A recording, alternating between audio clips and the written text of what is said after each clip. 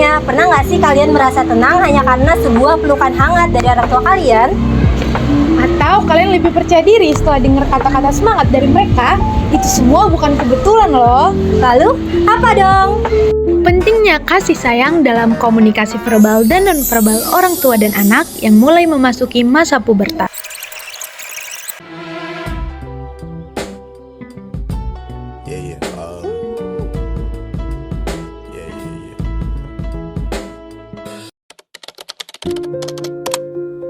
Masa pubertas adalah fase transisi yang penuh dengan perubahan fisik, sosial, dan juga emosional.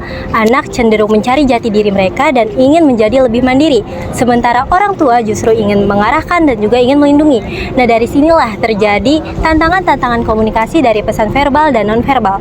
Nyatanya, pesan verbal dan non-verbal itu sangat penting dalam situasi ini, karena keduanya dapat menjadi jembatan atau bahkan pemisah jarak emosional. Maka dari itu, penting bagi kita semua untuk memahami efektivitas dari keduanya untuk membangun hubungan yang sehat antara orang tua dan anak, khususnya di masa pubertas anak. Nah, permasalahan ini bisa loh diatasi dengan menggunakan teori pertukaran kasih sayang atau affection exchange theory.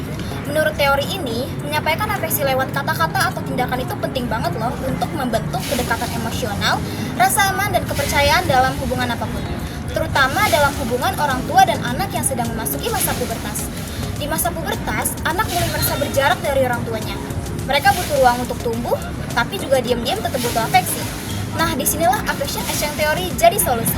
Dengan menyampaikan kasih sayang secara konsisten dan efektif melalui verbal dan juga non-verbal, orang tua bisa membangun koneksi yang kuat loh dengan anaknya.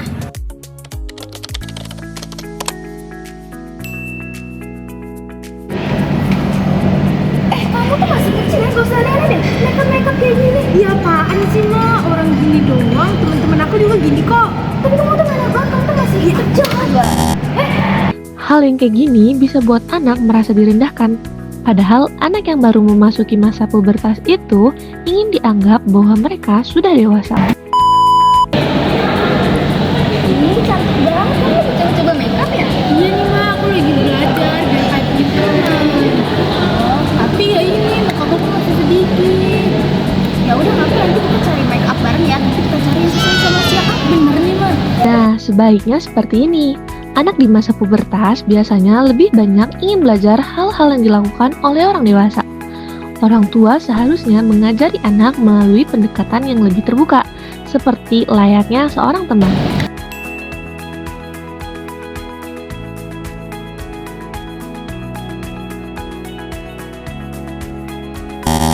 Hal seperti ini akan membuat anak merasa tidak ada yang peduli akan apa yang ia rasakan.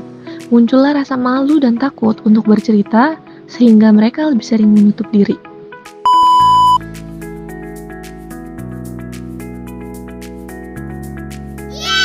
Seharusnya seperti ini.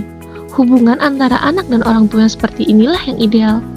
Anak akan merasa dimengerti dan dianggap penting, sehingga mereka dapat dengan mudah mengekspresikan perasaannya. Lalu, siapa yang menyampaikan pesan juga perlu diperhatikan. Biasanya, anak yang baru memasuki masa pubertas lebih cenderung dekat ke salah satu orang tuanya, bisa kepada sang ayah ataupun sang ibu. Lalu, melalui media apa pesan itu disampaikan perlu diperhatikan, karena ada anak yang menyampaikan pesan melalui secara langsung ataupun tidak langsung.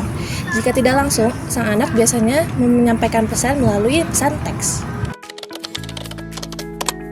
Rekomendasi untuk orang tua dan anak yang sedang mengalami masa pubertas adalah agar keduanya membangun hubungan yang lebih terbuka dan penuh pengertian, di mana orang tua disarankan untuk melakukan komunikasi verbal dengan penyampaian yang lebih empatik dan sabar, dan juga memberikan penjelasan tentang perubahan yang dialami si anak tanpa menghakimi.